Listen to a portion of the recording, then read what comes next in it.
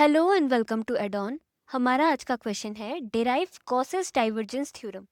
सो आज हम एक बहुत इंपॉर्टेंट थ्योरम को डिस्कस करने वाले हैं जो वेक्टर कैलकुलस का एक फंडामेंटल कॉन्सेप्ट है। So Gauss's divergence theorem flux and divergence के बीच एक डायरेक्ट रिलेशन एस्टेब्लिश करता है। मतलब अगर हमें कोई वेक्टर फील्ड का flux across a close surface given हो तो हम उसके यूज से वॉल्यूम इंटीग्रल ऑफ डाइवर्जेंस को रिलेट कर सकते हैं, यानी उसे कैलकुलेट कर सकते हैं बाय रिलेटिंग देम। सो सबसे पहले गॉसेस डाइवर्जेंस थ्योरम का स्टेटमेंट देखते हैं। So this theorem states that the flux of a vector field F over any close surface S is equivalent to the volume integral of the divergence of the vector field over the volume that the surface encloses. Okay ये theorem कहता है कि किसी भी close surface, suppose close surface S के across एक vector field F का total flux उस सरफेस के अंदर इनक्लोज्ड वॉल्यूम में जो डाइवर्जेंस होगा उसके इंटीग्रल के इक्वल होगा।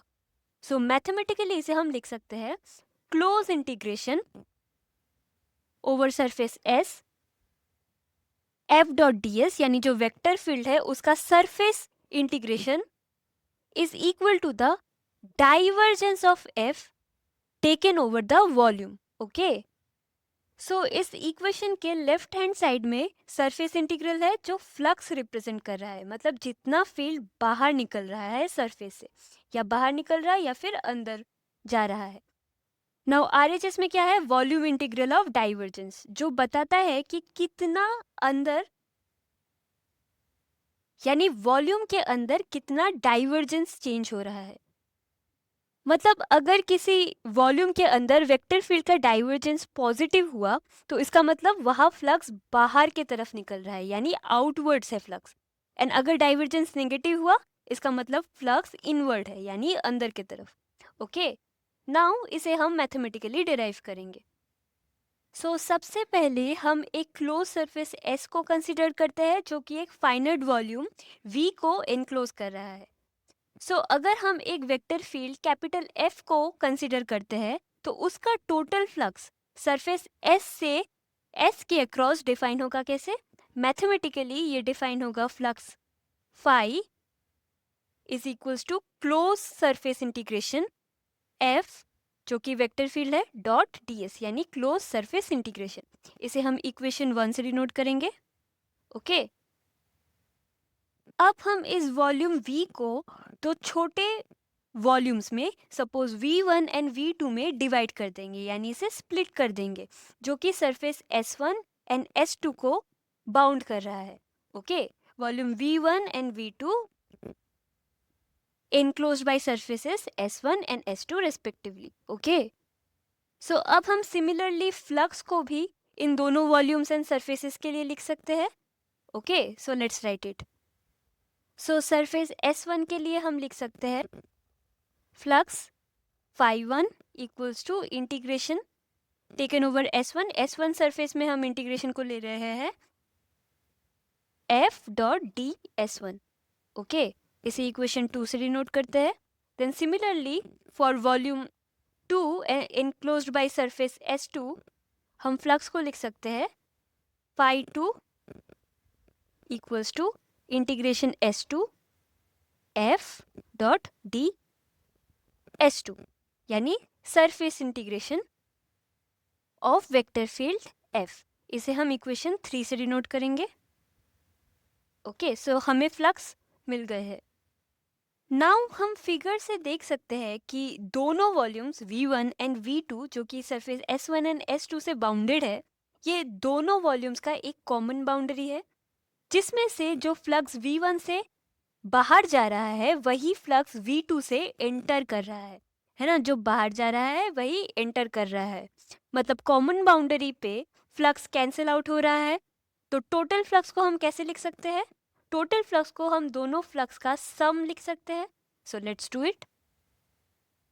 जो शेडेड एरिया है फिगर बी में, कौन सा एरिया?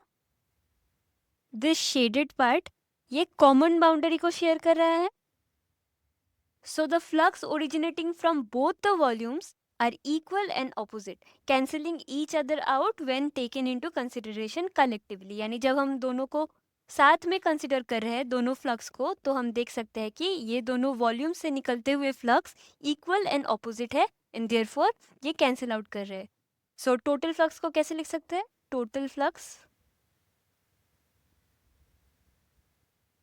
फाई से डिनोट कर सकते हैं surface integration of F dot D S, that is equals to surface 1 के लिए जो फ्लक्स है यानी F dot D S one plus surface integration second volume के लिए, सेकेंड सरफेस के लिए भी बोल सकते हैं d s two. Okay, and इसे हम इक्वेशन 4 से डिनोट कर सकते हैं। ओके, अब इस केस में हमने वॉल्यूम V को दो पार्ट्स में डिवाइड किया, लेकिन हम इसको मल्टीपल स्मॉल वॉल्यूम्स में डिवाइड कर सकते हैं। Suppose V1, V2, V3 dot Vn में हम इसे स्प्लिट कर सकते हैं यानी डिवाइड कर सकते हैं। सो हर एक स्मॉल वॉल्यूम सपोज हर एक स्मॉल वॉल्यूम Vi के सरफेस Si के थ्रू हम सारे वॉल्यूम्स एंड सारे सरफेसेस को कनेक्ट कर सकते हैं। सो हम टोटल फ्लक्स को मैथमेटिकली ऐसे लिख सकते हैं, flux phi equals to close surface integration of F dot D s equals to surface S1 F dot D S1 for surface S1 plus S2 F dot d S2। Similarly for n volumes ये चलता जाएगा plus SI, suppose एक surface ith surface के लिए F dot D s i plus dot dot dot s n यानी nth surface के लिए surface integration F dot D S n. Okay, so इसे हम समेशन के फॉर्म में भी लिख सकते हैं। So summation i equals to 1 starting from i equals to 1 to n यानी nth सरफेस के लिए surface integration S1 F dot D S1। ये जनरल फॉर्मूला होगा। सो इसे हम लिख सकते हैं surface integration F dot D s जो कि क्लोज सरफेस इंटीग्रेशन है equals to summation i equals to 1 to n Vi यानी ith volume surface integration F dot D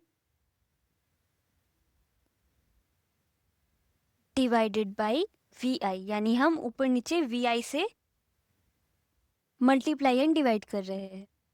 so हर एक स्मॉल वॉल्यूम Vi जो सरफेस Si के through connected है उसका total flux हम ऐसे लिख सकते हैं। लेकिन जैसा कि हमने पहले देखा कॉमन सरफेसेस पे फ्लक्स कैंसिल आउट हो जाते हैं, तो जब हम सभी स्मॉल वॉल्यूम्स को कंबाइन करते हैं तो सिर्फ आउटर सरफेस में जो कैपिटल S आउटर सरफेस का जो फ्लक्स है सिर्फ वही बचा रहता है, बाकी सब कैंसिल आउट हो जाता है एंड ये आउटवर्ड फ्लक्स होता है। ओके, सो अगर वॉल्यूम Vi बहुत छोटा हो तो हम फ्लक्स पर यूनिट वॉल्यूम को डिफाइन कर सकते हैं। So we can write limit Vi tends to 0। अगर Vi सरफेसेस बहुत स्मॉल हो तो हम लिख सकते हैं Vi tends to 0 surface integration of F d s i by Vi। ये क्या होगा? This will be equal to divergence of F, या फिर इसे हम लिख सकते हैं divergence of F. Okay, and यही डाइवर्जेंस का डेफिनेशन है। अब अगर हम इसे समराइज करके लिखे देन वी कैन सी कि close surface integration of vector field taken over the surface is equals to divergence of the vector field F या फिर डाइवर्जेंस ऑफ एफ। एंड यही है गॉसेस डाइवर्जेंस थ्योरम, यानी volume integral of divergence of the vector field F taken over the volume. And ये theorem हमें बताता है कि किसी भी एनक्लोज्ड वॉल्यूम यानी किसी भी वॉल्यूम V का इंटीग्रल, डाइवर्जेंस का इंटीग्रल जिस सरफेस S से वो बाउंड हो रहा है उसके क्लोज सरफेस इंटीग्रल के इक्वल होगा। यही हमें गॉस थ्योरम बताता है। यानी किसी भी एनक्लोज सर्फेस से बाहर निकलने वाला जो टोटल फ्लक्स होता है वो एनक्लोज्ड वॉल्यूम के अंदर डाइवर्जेंस के इंटीग्रल के इक्वल होता है। एंड गॉसेस थ्योरम का इम्पोर्टेंस वेक्टर कैलकुलस में बहुत ज़्यादा है। इसके हेल्प से हम सरफेस इंटीग्रल को वॉल्यूम इंटीग्रल में कन्वर्ट कर सकते हैं। So that's all for today. Thank you for watching.